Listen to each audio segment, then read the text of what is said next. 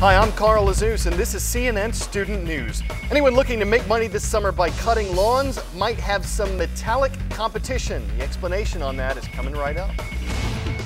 But first, we are reporting on President Obama on his trip to the Middle East. He is in Egypt, and early today he was scheduled to make a major address at a university in the capital city of Cairo. His main focus was the Israeli-Palestinian conflict, a source of tension in the region and around the world. We'll have more coverage of the president's speech in tomorrow's show. As we've reported, the goal of this trip is to reset relations between the U.S. and the Muslim world. Yesterday, we looked at a poll about how Americans view Muslim countries. Well, in a recent survey, 14% of people in those nations, those Muslim countries, have a favorable view of the U.S., while a vast majority, 78%, have an unfavorable opinion.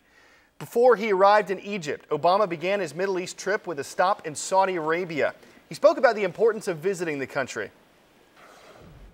I thought it was very important to come to the place where Islam began and to seek His Majesty's counsel and to discuss with him many of the issues that we confront here in the Middle East.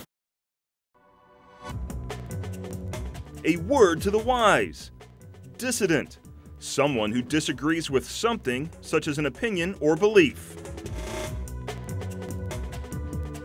Today marks the 20th anniversary of China's violent response to a group of dissidents protesting in Beijing's Tiananmen Square. The demonstrators, many of whom were college students, were speaking out against political policies in the communist nation.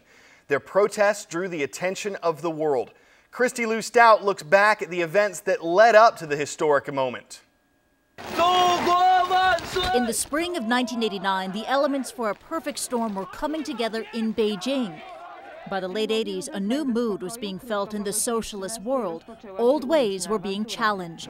In China, too, students and intellectuals were finding new voices, openly discussing taboo topics like democracy and freedom. Even within the Communist Party, there were those who saw reform as the only way forward. And then, on April 15th, a momentous death. Hu Yaobang, once the head of the Chinese Communist Party, had spent the last 2 years of his life in obscurity. He had fallen foul of hardliners for his reformist views. What followed was a staggering outpouring of grief and anger. Thousands of students flocked into Tiananmen Square, and while efforts were made to keep students out, they repeatedly broke through police lines. And amazingly, in a country with no free press and tight controls on foreign media, the world watched these events unfold. By coincidence, the world's media happened to be in Beijing for a historic summit between China and the Soviet Union. From expressions of grief, the students moved to demands, including a new appraisal of Hu Yaobang, a free press, and the right to protest. And it was infectious. Workers, civil servants, and others all joined the crowds in Tiananmen. Similar demonstrations broke out in cities throughout China. Domestic media began reporting on the events with unprecedented independence. Upping the ante, the students declared a hunger strike. In meetings with government officials, their demands grew more strident. But after weeks of soft persuasion by moderate officials, the party elders had had enough. The reformist General Secretary Zhao Ziyang made an emotional last public appearance. In a surprise visit to the square, he told students, "We have failed you." And yes, that's Wen Jiabao, China's current prime minister, standing right next to him. That night, Zhao was removed from office, and Prime Minister Li Peng declared martial law. The goddess of democracy is soon unveiled and becomes a rallying point for the hundreds of thousands now gathered there. The occupation continued until the night of June the 3rd. Tanks rumbled through the streets of Beijing. And in the early hours of June 4th, 1989, the People's Liberation Army opened fire.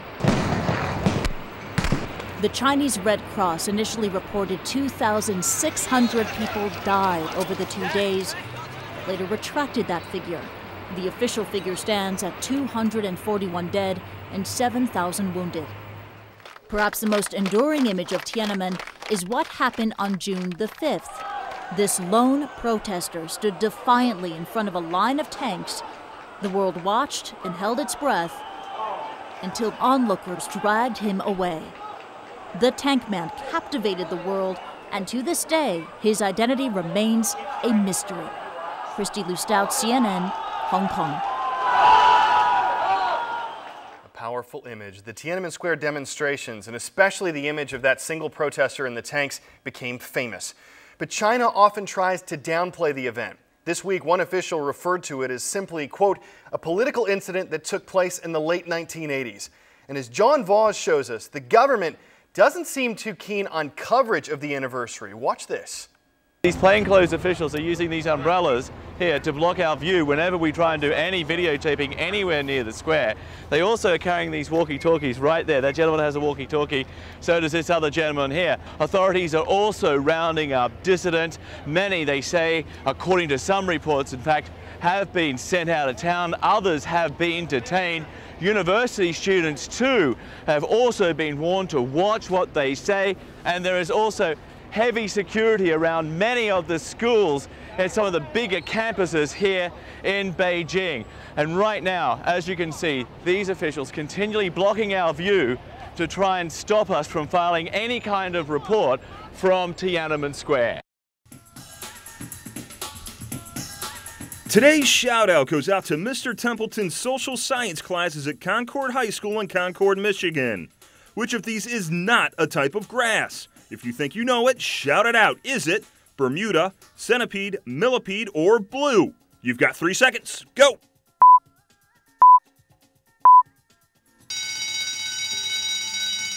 Bermuda, blue, and centipede, sure, but there's no such thing as millipede grass.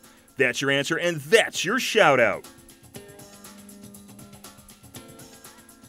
Well, no matter what kind of grass you've got, this time of year, it all needs cutting. It's not a fun chore, as many of you know, and some folks even hire you to take care of it for them. But if you are looking for an automated option and you have just a few $1,000 to spare, a new mini mower may be right up your alley. Sean Calebs explains the unique yard service.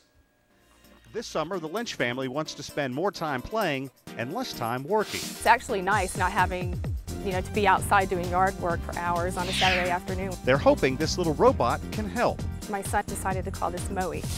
Its real name is Automower, a battery-operated and self-charging device that could give your lawn that freshly mowed look, and you will never even break a sweat. So how does it work?